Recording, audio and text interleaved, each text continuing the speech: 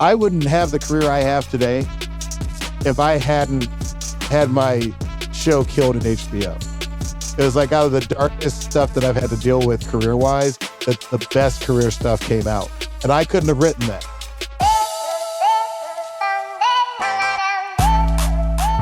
My guest on this week's Why Not Me podcast is my homeboy, Diallo Riddle. I should mention that this conversation happened at the University of Texas at Austin at the Moody School of Communications a few months prior, but it is still relevant and exciting, and I'm really stoked for you guys to listen to it. You probably know Diallo as the creator of Sherman Showcase, a show called Southside. He's just a really, really great, funny guy. He also has this incredible podcast right now called One Song, which dissects and breaks down music and songs and gives you theory. And it's just fantastic. So I'm excited to share the conversation with myself and my dear, dear friend, Diallo Riddle. Let's go. Why Not Me podcast with Mike Jackson. So this is the second time we're doing this Why Not Me speaker series. And I want to thank you guys for coming out and supporting this new kind of thing that I'm excited about. I'll just give you a quick story why we're doing this. I moved here recently with my family from LA, and I had the opportunity to speak with some folks in the community. And I always noticed how, particularly people of color, were coming up to me, kind of asking me a lot of questions. And I started to realize that there's not a lot of people of color that are accessible to the student body. That's everyone. So I felt compelled to kind of start inviting some of my friends here to see if we could have these great conversations. Jay was incredible in saying yes immediately and supporting this. So I just want to say thank you to Jay and everyone at UT and Moody, and thank you to you guys for taking time out of your schedules to come and hear us two cats chat a little bit. So Diallo is one of my really dear friends. I've watched his career just throughout the years continue to grow and watched his success. But before we get into his career, I just want you guys to learn a little bit about him as a human. So born in Atlanta, right? That's the deal? That's hometown? Yes. This is how it's going to go all day. It's going to be one-word answers. But your dad in particular, I mean, you're the youngest of six. Your mom, Carmen. Dad, John. You're giving out all my credit card His social security number is 137. No. But I think it's important that people understand, like, it's easy to look at him now and see his shows on television and see the success. But what we're here to do is to try to inspire a little bit, right? And everyone starts somewhere. And I think it's important to hear people's origin stories. So talk a little about Atlanta. Your dad was an incredible artist, how that influenced you, maybe not, I'm not sure. But a little bit of Diallo adolescent years. The year was 1972. No, seriously. Nixon got reelected, and my father was like, we're moving the family. Because he was one of those people who, like, when their candidate doesn't win, those people are like, we're leaving the country. That was my pops. So, and I wasn't around yet, but he moved the family to Martinique. They were there for about 6 months. And then he was like, oh, snap, I'm an American. So they moved back, but they couldn't go back to Los Angeles right away because they were just like, they had so many going away parties. So he couldn't go straight back. He took mom and the 5 older kids, and he moved to the city of Atlanta. And then a couple of years later, then I showed up. But I say all that just to say that he was a fascinating man. What kind of artist was he? He's a painter and a sculptor, and you can see his artwork at the Broad Museum, the Hammer. I'm going to say a lot of California museums because that's the High Museum in Atlanta actually has some of his stuff. But yeah, he's a painter and a sculptor, and I think you're bringing him up just to say that when you grow up as an artist's child. You get used to feast or famine, if that makes sense. Like, I remember, 1987, I was just a kid. I remember thinking, wow, our family has money. I can go to the movies and the Sizzler on the same weekend. And then, like, 1988 came along. He didn't sell any art, and I was wearing the same sweater to class every day. He always said, you can pursue your art, but you have to figure out a way to pay for it. And my father's way was he worked for the city's Department of Parks and Recreation. That was what he did for a living. And hated it, and absolutely hated it. But he would come home every day at 7 o'clock, hang out with me until bedtime, and then go downstairs and paint or weld or do whatever, artwork he was doing at that time. You can still see it in certain Atlanta subway stations. But I knew what it was like to be in the arts from a very early age. It's probably the reason why I didn't consider it a viable career option. I wanted to live more comfortably than our family did with our beat up, Carmen Gia and all of us, cramming into Carmen Gia is an old Volkswagen. Beautiful car. Beautiful car. He drives one in so I Married an Axe Murderer, which is a movie that predates all of you. But, I guess all I'm saying is that when you pursue your art, you do have to figure out a way to pay for it. And I've been fortunate enough that I did figure out a way along the way to pay for it. But it's not easy. And, it might be a long time before your art gets recognized. And in my father's case, sadly, he died, and that was about the time people started buying his art because it went up in value overnight, as people who do that kind of art know. The second you die, suddenly people are like, "Oh wow, that's great! Look at that! Look at those artworks." So anyway, so that's Atlanta, and that's family, and that's like the origin story. But then a really major milestone in your life happened when you decided to attend Harvard University. Can you just talk a little about Harvard, your experience there, meeting Bashir, talk about, the a cappella group, like all the kinds of things that maybe you didn't realize at the time were forming you and shaping you? So, yeah, I was a good student, and I did not want to go to Morehouse because I didn't want to stay in Atlanta anymore. So I went to school there in Cambridge. I will say this. I was a working class student at Harvard. You know what I mean? Like there were kids who didn't have to take term time jobs. I took one in the law library. I was caught sleeping in the stacks, and they fired me. So I had to do something else to pay the bill. So I started DJing. That was when you still had to buy records. So I went down to Roxbury and bought an armful of, vinyl records. Mobb Deep Shook Ones was in my playlist back then. And, I paid my way through college doing that. Music's always been a big part of my experience. So I joined an a cappella group. Bashir was also in the a cappella group. We formed a subset, which was, four of the black guys in the a cappella group wearing matching sweaters. We thought we were going to be Jodeci and Boyz II Men. And we called the group Brothers. And from that point on, me and Bashir were friends. But I still thought I was going to be like a funny stockbroker. I knew I had a decent sense of humor, but I was like not going to be poor like Dad. I was going to, make so much money on Wall Street. And then around like junior year, I was like, I can't do this. I don't want to go to Wall Street. So I had that talk with my parents where I was like, look, I know you've sacrificed so much for me to go to this school, but I'm going to pursue the arts, and I didn't know how they were going to take that, quite honestly. Credit them. They never really, it was quiet for a little bit, but then they were like, we get it. And so that was my transition from trying to be the funny guy at the brokerage firm to pursuing the arts. I do want to point out his DJ career. He still DJs around LA all the time. Some of the coolest hot spots. So, you can pursue your dreams. The fact that you called them hot spots. And still keep your passions. He's in all the hot spots. Aren't you kids still saying hot spots? Is that, say less? Is that a thing still? I don't know. I'm trying my best. Nothing makes I have 3 boys now. Nothing makes them cringe more than when I try and use, when I try and co-opt their terms and stuff. I'll be like, hey, these eggs are bussin'. They're like, oh, goddamn. Yeah, I'm in that age range now. So what year did you graduate Harvard? So anytime I want to talk years. 99. 99. Okay. So there's some time between graduation and your first kind of like getting in the room. Yeah, I mean, like, I sold my comic book collection, moved to LA to pursue something. I didn't really quite know what yet. And my first job was an assistant at Paramount, and then I was an assistant at a record label. How'd you get that assistant's job? Man, I went in there. They had somehow a friend of mine worked at a talent agency, and he was like, they're interviewing for an assistant in the television department at Paramount TV. And I went in there and luckily met with an executive who, despite me being fresh off the train, so to speak, in wingtip shoes, like they were like, hey, he seems like he's decently smart. And I got it by following up. So every now and then, if you get a good interview, just follow up. Sometimes that follow-up makes you seem like you're detail-oriented, even if you're not.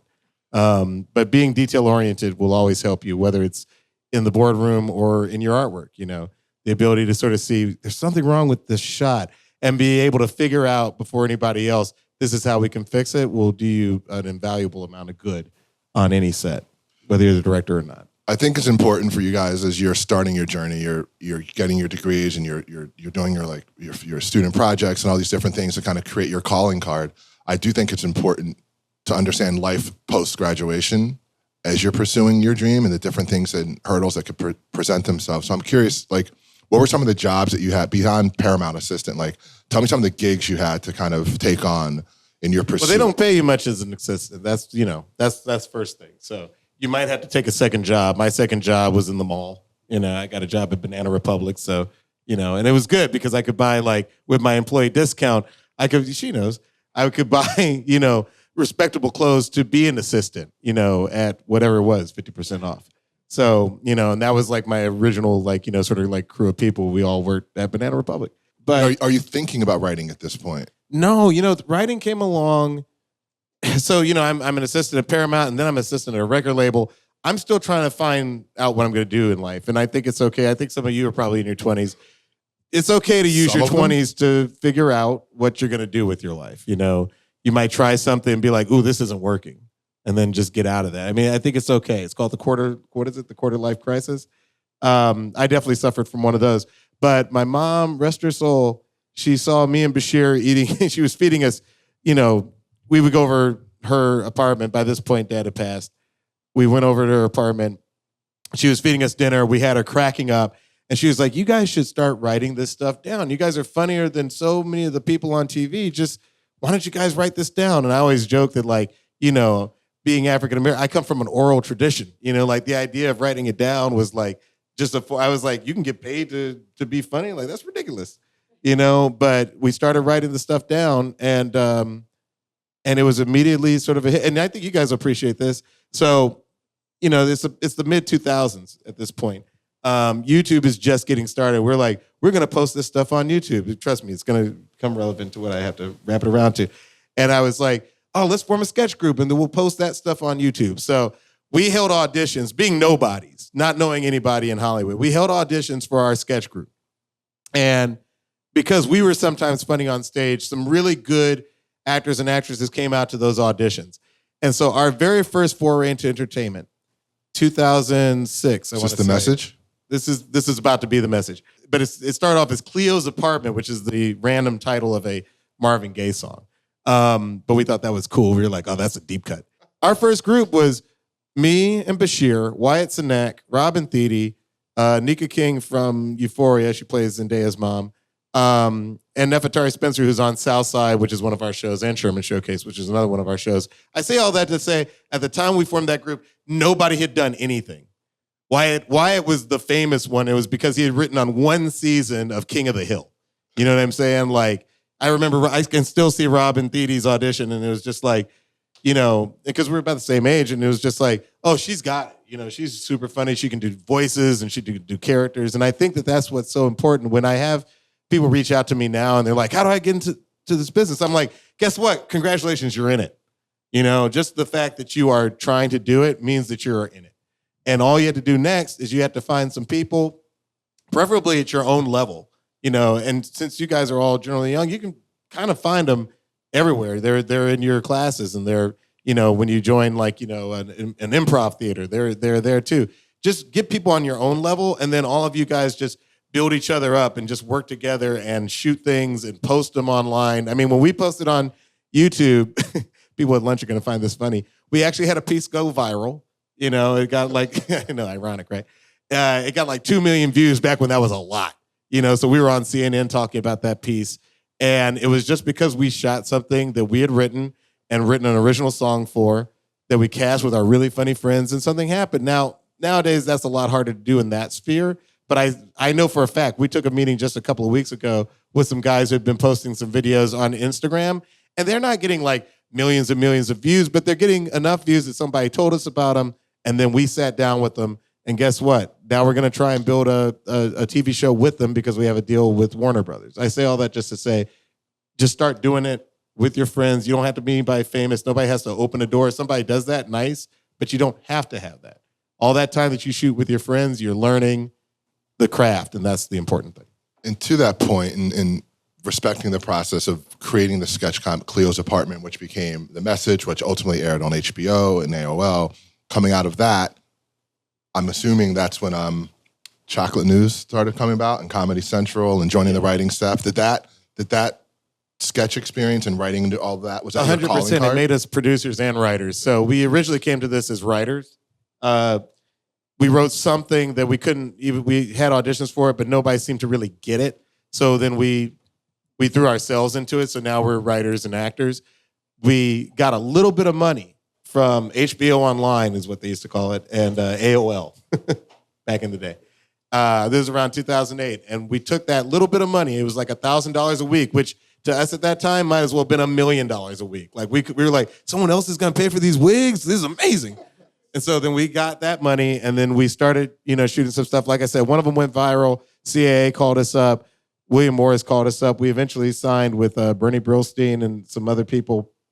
And then Bernie Brillstein, by the way, was like he was the man. Every comic you've ever heard of. Everybody from Jim Belushi to Jim Henson. And through him, he was like, and so once and I always say, don't get an agent too soon.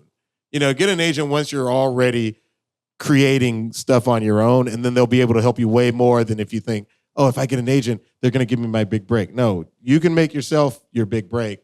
Get them once you're breaking. And then he put us in front of David Allen Greer, who we used to love from, we were big fans of his work on In Living Color. Again, probably before everybody in here's time, but if you can go online and watch some old episodes of In Living Color, just know that at the time, that was a very avant-garde show. They were doing hip-hop long before Saturday Night Live really knew what hip-hop even was. David Allen Greer had a show on Comedy Central. That was our first TV credit, but we were there for about a month before we got a call saying that Jimmy Fallon was going to take over. My next question. For Jay Leno. Slow down. All right. I'm trying to get through this stuff. Chocolate News. Chocolate News. It was an interesting show. We were on there with some people who had been writers on In Living Color 10 years earlier, actually about 15 years earlier. And, we had that cockiness that you can only have when you're like in your 20s and there are people in the room who are in their 30s and 40s. You're like, old man, nobody wants to hear you. And they were pitching jokes that just felt old and stale. And so we came in there with our jokes. And even though we pitched a lot of funny stuff, we never got one joke on the show. We were the baby writers who never, so whenever people were like, oh, I love Chocolate News, I'm always like, we didn't get no jokes on the show though. And if people were like, I hate Chocolate News, it's like, hey, we didn't get any jokes on the show. So, either way it went, but it was our first writer credit. And now that was the perfect segue into Fallon. Yeah. And you did get some great sketches on the show. So at Fallon, we were part of a big group of young writers. Jimmy wanted all young writers, not trying to be an ageist, but he did not want the generation that had done Conan. He didn't want to do a show like Conan. He's like, I want to do a show that's absolutely right now. So he hired a lot of first-time writers, and we were not first-time, but we were literally I was one of 5 writers on the show, which means that, like on the very first show, I wrote Slow Jam the News, which I wrote for a couple of years with my writing partner, Bashir. When Obama came on to Slow Jam the News, that was some stuff that we had written.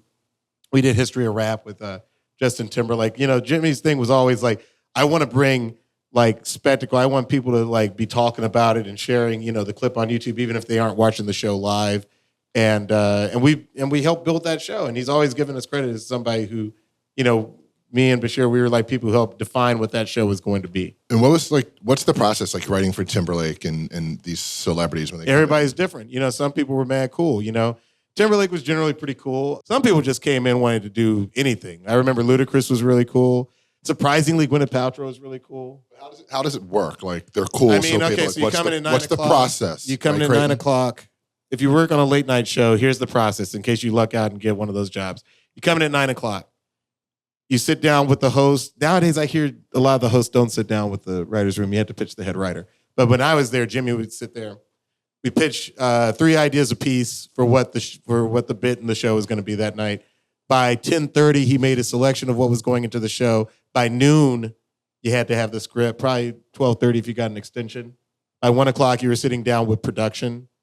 And that's what made us producers, because nowadays, especially if you start shooting your own stuff, you're going to need somebody to be essentially a producer to figure out how to, where are we going to shoot and what are going to be the hours of that shoot and do we have enough for wigs and costumes in this one? And, all that sort of stuff we were able to figure out when we were shooting stuff online, and then even more so when we were found. The nice thing about working on a real show is that you actually have a budget. You can throw like real songs in there because there's like a whole department of lawyers who just clear the song. By 3:00, you're rehearsing. By 4:30, they bring in the audience. By 5, you're filming. And by about 8:00, you go home. And then the next day you come in and you do it all over again.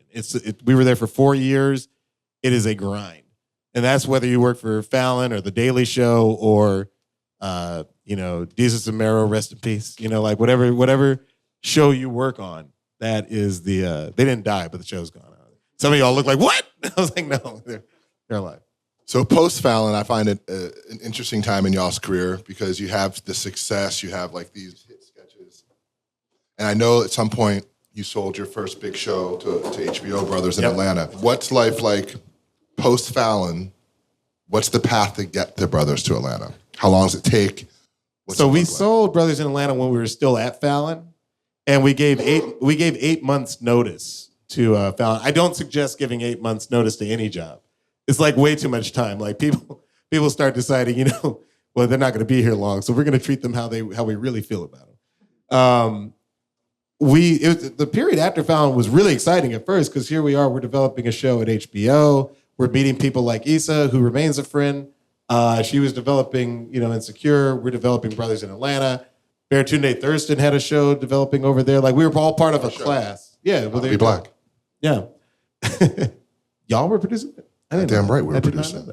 I did not know that. Baratunde is a good friend. But then as the years go on, and this is something you guys should know too, the development process is not the same depending on what kind of show you're developing. If you're developing a show at NBC or CBS or one of the major networks, you're on basically a 9-month timeline. From the time you pitch it to the time you write the first script to hopefully shoot a pilot to a decision. It's a very short window of time. It's like maybe 8 months or something like that. With HBO or Netflix or these places that don't have seasons, it's really as long as they feel it takes for you to get the show right. So with Brothers in Atlanta, I always say we wrote about 36 versions of that show, about 36 drafts over the course of 4 years. We were in development for 4 years, which sounds crazy, right? Developing one show for the length of time it takes to go to college. And it doesn't happen to everybody, but it happens to a lot of people. Even Issa did not just bring in the script and then shoot the when you develop for these places, especially places that think very highly of themselves, they're going to make you take a long time to develop. And so we were there for 4 full development years. Going back to what my father said, you have to pay for yourself. Development is not like having a show on the air. It's very little money usually. So, we took jobs. We wrote monologues for Drake when he did the ESPYs. We wrote an entire series for Maya Rudolph, which became a special. The Maya Rudolph special. We worked for Jordan Peele, and this is before Get Out. It's just Peele from Key and Peele. But he was like, I'm doing this show with Tracy Morgan. It's going to be called The Last OG. Do you guys want to come on and write something? We're like, yeah, sure. And he's like, okay, I need you to meet Tracy first. And so we go meet Tracy in the lobby of a hotel. I'll never forget this conversation. The second we sit down, he was like, y'all my kind of guys. Hey, I just have a few questions for you. He proceeded to talk, I'm not exaggerating, for 2 hours. He talked for 2 hours. We didn't say anything, mind you. And by the way, he had no questions in this 2 hours. He gave us his biography. And then by the end of it, he was like, yeah, y'all have my voice. And I remember I was like, we haven't talked. But we got hired on The Last OG. We had great fun on season 1 of that show. During that season, Get Out came. So we went from seeing Jordan every day until never seeing him. He'd just be like, hey, how's episode 6? We were like, it's coming. He said he loved your voice. Exactly. But then, the bad news was around that time, this is now 2016, HBO decided after 4 years of development, after we shot 2 pilots for Brothers in Atlanta, and I really want to see those pilots. I really want to find those. They said, no show, and then you're like, well, that's 4 years of my creative life. You know what I mean? You feel like somebody who was engaged for 4 years and then the person just says, I'm not in love anymore. You're just like, how can you do this to me? You know what I mean? And it was really tough. It was a very dark period, but some good things came out of it. I remember that time, and it was definitely we were back close during that time. Exactly, but both you and Bashir were soldiers, man. You guys kept your head up, took your licks, and you kept pushing forward. But we came out of it with some really good stuff. And really great reputations, and people saw you guys as Well, they saw us work for other people, and that But this allowed you to be seen as a creator. Yeah. Whether the show won or not, like you got to step into that lane, sit in that seat, and it was public, like people knew this work was happening. And I think you still gained a lot of fans out of that process. We always said if there were Emmys for development, we would be like ER. We would be like Seinfeld. Like we would. ER is a popular show from the 90s. About I know. I don't know what to even bring up. We're just old, bro. No, I know. Do you guys know what ER is? Yes. I saw a couple of hits. 2 people. Jay was one of them, by the way. I also want to touch a little bit on, and you did a little bit, but on acting, right? Like, because you're a writer, you're a director, you're a producer, you're an actor. That's what happened.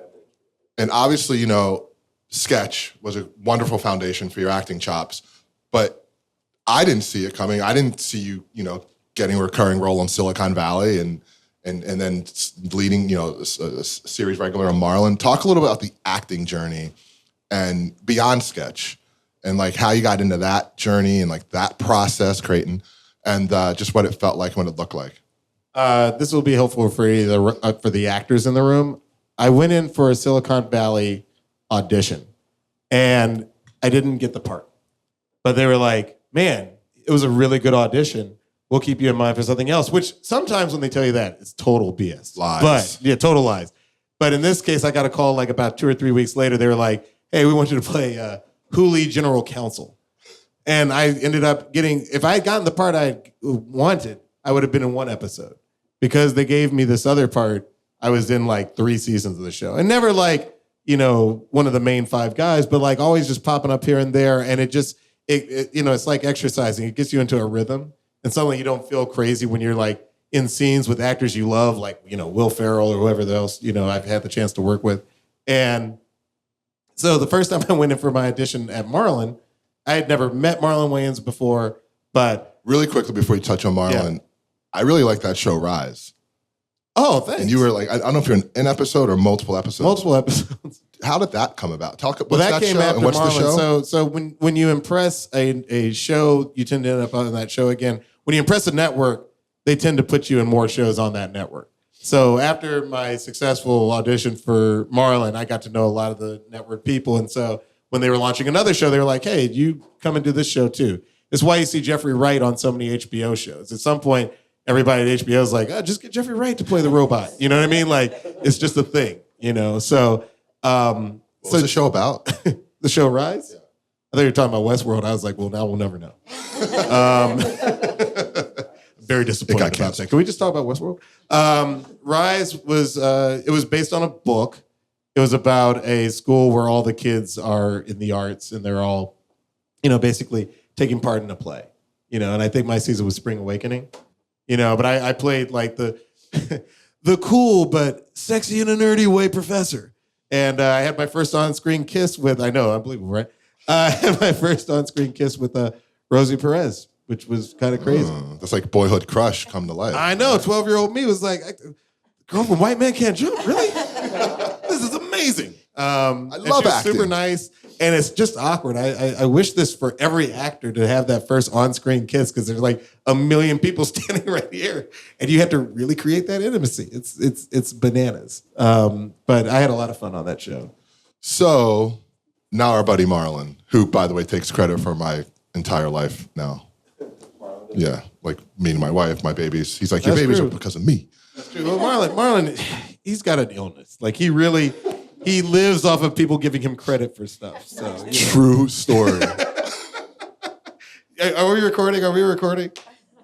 Just if you ever see him, just say, "Hey, you were great in Requiem for a Dream." Like he lives off of positive vibes. But I will say, I had never met the man in my life. I was going for this audition that I had actually told my agent I wasn't even going to go in for because the way it was written, it was like bad. Y'all are going to live with this too, black actors. I read the dialogue and I was like, black people do not talk like this. And I was like, I'm not going in for that audition. They were like, no, the main, guy is like, he saw some of your work in Brothers in Atlanta. My pilot made some rounds in the city. So he'd see me be funny. And he was like, why don't you go in and just do the audition, see how it goes. I knew the audition went well because at the end of it, not only was Marlon laughing, but he was like giving me the biggest like side arm hug, which doesn't typically happen. It's not like when you do an audition and they're like, that was great. Hey, congratulations. we'll be in touch. Like then I'm never going to hear from these people again. I thought it was going to be like Silicon Valley. I was like, well, they don't want me for that character, but I'll end up playing something maybe recurring. I got the job, and I will say, if you can be an actor on a multicam, the kind with a live studio audience, it's the best. Because with a single cam, you have to act and like the crew has to stay silent the whole time. So about the best you can root for is when they call cut and you hear all like the snickering and laughter after the scene. But with a live studio audience, like you hear that, you get that positive reinforcement right at the time. So I know it's a dying art form and it's maybe a conversation for another time, but I really want, our business to figure out a way to bring back the multicam. When I go back home to Atlanta and visit my family, they're watching old episodes of Martin. You know what I mean? Apparently NBC is bringing back the multicam. Oh, I know. That's what I've been told. Well, I hope that they are, because I think that kind of show doesn't have to be corny. You know what I mean? I think when I was young, they had Cheers and Frasier and some shows that I think were really, really funny and were also smart. And I think that there's a way to do that. I think at some point we got really lazy and, people stopped writing really funny stuff for that kind of format. But I really like that format. And I'm curious, like, as a writer, as an actor, you have the ability to write roles for yourself. Is that something outside of sketch? Is that something you're looking to do moving forward? It depends on the project. You in that very brief introduction, I'm not playing. I don't care. Actor, writer, director. There's some days I wake up, I was saying this earlier, there's some days I wake up and I want to write and I don't want to act. I don't want to think about direction. My God, you have to think about so many things to be an effective director. Like what? Let me get this other part out first. Actor, writer, director. There's some days I want to be a writer. There's some days I want to be an actor. But I think that what it all comes down to is it's like, which craft are you going to play in that day? And I think the beautiful thing about something like Marlon is that the script was already done. So I just got to focus on being the character, which is great. And then there are other times when I want to write and I don't want to be in it. So I won't write a part. We're working with something, we're working on a project right now with Issa Rae. I might write myself a small role into that. But I think that there are plenty of things that I'll write where I have no interest in being in front of the camera. I would have to imagine with Marlon as a writer, even upon receipt of the script, is specifically to your character, I'm assuming you had thoughts and notes. Yes, and even if I wasn't a writer, there are definitely times when you'll work on a project where the actors have the ability to go to the writers and say, my character wouldn't say that, or, this feels really false. Is there a way that we can finesse this, make it funnier? I wouldn't suggest that right off the bat. Because you have to, it helps if you can be at least friendly with these people. You know what I mean? My question is, I wonder if it's intimidating to some degree as a fellow writer, a comedy writer, to then go in, albeit as an actor, but critique their work. Writers were like, oh man, we can't believe we have to write it. Because in the business, I feel like I'm still known most as a writer. And so some of them would be like, I can't believe I got to hand you my script. There's a little bit of that. But I think that I also have a reputation for being somebody who's very collaborative. And even when I have my doubts about a line, I'll definitely try it. My whole thing is I'd like to have a couple of alts, a couple of alternative lines to try out along the way so that if that joke is dying, Did you find that they were okay with that as part of your process to have the... Every show is different. You give them their shot, you give them what they want, and then... Absolutely. I always say, let's do 3 takes. 1 will be the script. 2 will be a little loose, and the 3rd, we'll just see where it goes. And that's when you can really have fun, as an actor. Because sometimes a whole new scene will sprout up. This is the stuff that I get most excited about, because one of the projects I'm going to talk about, we also produce with Diallo, but you have 2 shows on the air right now. South Side, Sherman Showcase. Talk about process when you not only have a creative vision that you want to kind of put on screen, but it's actually on screen now. It's being made. What's the process from once you get greenlit moving forward? Because we understand development, we've touched on that. But what's it like in the pressure that comes with turning out episodic television? I don't know. I don't feel the pressure on Southside or Sherman Showcase that much because, again, it's not like the season has to be in by a certain point.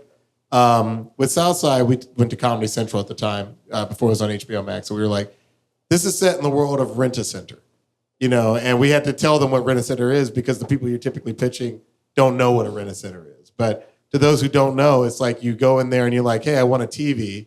And they're like, okay, you're going to pay us $20 a month to have this TV. But over the course of that contract, you're going to end up spending way more than that TV actually costs. So it's a weird sort of predatory lending that goes on at these kind of businesses. But Bashir and I had a friend who used to work at a rent-a-center. And he was like, yo, as bleak as that life was, I got so many funny stories from when I used to work there. And we had truthfully wanted to tell the story of one of our hometowns. When Brothers in Atlanta, my hometown, went away, we shifted to Bashir's hometown in Chicago. And we, at the time it was the 2016 election, people were saying, Chicago, it's a hellhole, it's so violent, people dying every week. And we were like, when I go visit, Bashir's family on the south side of Chicago, like we don't do anything dumb, but it's not violence everywhere. Like we were like, we got to rewrite this narrative. That was very important to us. We were like, we got to rewrite the narrative based on the truth. And so we did Southside. And Southside, I think, has done a lot to sort of show the real Southside Chicago. And by extension, other neighborhoods where I'm from, Southwest Atlanta, South Central, South Philly, other places where, they get a bad rep. But if you actually are from there and live there, you're like, no, they got scientists and laborers and all kinds of people just going about their way and being funny. And so with that show, we cast a lot of people from the South Side Chicago who had never previously acted, but they were really funny individuals. They were really funny personalities. And so in that way, it looks authentic and unlike any other show because we're not casting a bunch of, not to diss Juilliard or anything, but like we're not casting a bunch of classically trained actors. We're casting people from the community. With Sherman Showcase, it was almost the opposite. Because we were like, we're going to do all the ideas that we had at Fallon that were too risque for Fallon. So that's why you get songs like Drop It Low for Jesus. You get, Time Loop. Yeah, that was us. Time Loop, which is, a song by Neo explaining time travel, using very in the weeds science. It's our chance to nerd out and do our favorite songs, our favorite movie parodies. And even though it's a sketch show, we also get to build the lore of the universe of this guy named Sherman, who was basically like Don Cornelius from Soul Train. And also bring in all of our favorite people. John Legends is executive producer of the show. Issa Rae is on the new season. Chance the Rapper's the new season. It's really our chance to say, hey, we can do anything on this show, so what do you want to do? Do you want to be in a Wes Anderson film? Do you want to, be in a parody of the movie Passing? Like, what do you want to do? What do you really want to do? And that's why that show is, I think, unlike any TV show that's ever been on the air. If y'all haven't seen Sherman Showcase, check it out. You can find it on Hulu. It is absolutely hysterical. I say if you were going to watch just one episode to try and figure out what the show's about, I think our Black History Month special is the best entry point to the show. It's not even the first episode, but I think that it gives you sort of a lay of the land and some really good songs. So fast forward, you have season 2 of Sherman's is out. Season 2 of Southside is out. Season 3 of Southside. Season 3, my apologies. I should know that. No, it's just because COVID disrupted everything. So when we came back, we had to wait until we shot season 2 of Southside to even start writing the next season of Sherman's. But I say all that just to say that we have like a lot of TV out there that I think is worth it. And what's great about your TV grind is you guys are in this big splashy deal with Warner Brothers for TV. You have a deal now with Paramount for features. What are some of the things that you're excited about that you're working on? And then talk a little bit about, maybe we've touched on it, but talk a little bit about how you prioritize your slate and like what is like 1A versus what's, fourth, what gets your attention versus what doesn't. I think at this point we're busy enough where we're only taking on projects that we're really passionate about. And some of those are ideas that we've had since the age of 14. There's literally a movie that we're developing for Paramount now. It's based on something I've wanted to do since I can remember, So there are ideas like that. But then there are also the ideas of like some of our writers in the Southside and Sherman Showcase room will come to us and say, hey, I have an idea for another TV show. And we'll read the script and sometimes we'll be like, not for us, but okay, cool. We're busy enough that maybe not that one. But some of the ideas we're like, yo, that's great. Let's do that. And we also have a head of development now who can read scripts in advance of us. And, sometimes he'll say, you really need to check out this script by this writer. And sometimes we won't even do the script that writer submitted, but we'll be like, hey, will you do our other idea that we're looking to partner with a writer on? Because we think you're really good and we think that, you have the perfect voice for that. So really these days, I'm woefully behind on like 2 scripts right now that I have to write. But I'm also reading scripts from, people who we think are really good at what they do. And And so that's a lot of fun. And we have a home for our movies and our TV shows. So fingers crossed. We're working on a script together. We are. You know, We are. for Disney. It's pretty exciting stuff. Yeah. Yeah. I mean, I think we're 5th or 6th on the list, but no. No, I love that movie idea. I won't say it. yeah, it's fine. Sorry, that's not even helpful. I apologize. Sherman's received an Emmy for costumes, Wardrobe. Yeah. Which I will take. I think our wardrobe department kills it every episode. I mean, like, from Sherman suits to some of those costumes, I mean, like, I would personally love to make her a producer on the show in the sense that, like, I don't think our show would work without wardrobe. And I feel the same way about the art department on that show. I feel like when you watch that show on, like, a good TV, like, it doesn't look like any show. It's bursting with color, not in some, like, corny way, but, like, in just a beautiful tableau, you know. I love that show. Tell us about your Image Award win. We directed an episode of Southside. It was all about church plays, and it's a very funny episode. I think that if you get to the point where you can have your own TV show and you're not directing, you'll probably want to direct, because in the features world, as you guys know, the director's the auteur, but in TV, the top of the food chain is the head writer or the showrunner, which are, in our case, we're always, pretty much the showrunner. So I was just literally thinking about this today. I think sometimes you have to step out on faith, It's very hard to leave a paying gig, even if you think you're going to be making a show at HBO. Because like I said, we pitched it to HBO. They bought the concept. So we thought we were going to a pretty steady job outside of it. But then, of course, you can see they stretch it out over 4 years. That development money doesn't pay for 4 years. So sometimes you can leave a steady gig for something you think is like dicey, and it doesn't work out. But, we were saying earlier, every path in this business is different. And there might be times where you're like, shit, I should not have left there. But hopefully you stay committed, you keep doing the work, you keep the process going. And I like to think it all works out in the end. The fact is, and I really want to make this clear, I wouldn't have the career I have today if I hadn't had my show killed at HBO. It was like out of the darkest stuff that I've had to deal with career-wise, that the best career stuff came out. And I couldn't have written that. You know what I mean? Like, God, fate, whatever you believe in. They had to write the best story for me to get where I am today. And I'll just add to that a little bit, for my company and people think because John Legend's my partner that they're just handing out fucking television shows, and they're not. People think because John Legend's my partner, it's just breaks all the rules, And the truth of the matter is celebrity-led companies are the most challenging because they look at them as vanity. Like they don't take them seriously because they're making all their money over here. But to his point, I think we decided to start our company in 2012 because we love story. And at some point, if you want to tell our stories, the only way to really do it is to believe in yourself and take that leap of faith. And I think that one thing for me in particular was I didn't even start producing until I was in my 30s. Like I left a whole nother life in a whole nother city to go do this thing. And I think you have to ask yourself, why not me? And you have to believe. All right, Mike. I only said it twice this time. With Jay, I said it like 9 times. I think you just have to know you got it. And you have to believe it. And you just have to go get it. They say there can be no plan Bs. That's it. You got to just say, okay, I'm going to do this. I'm going to do it.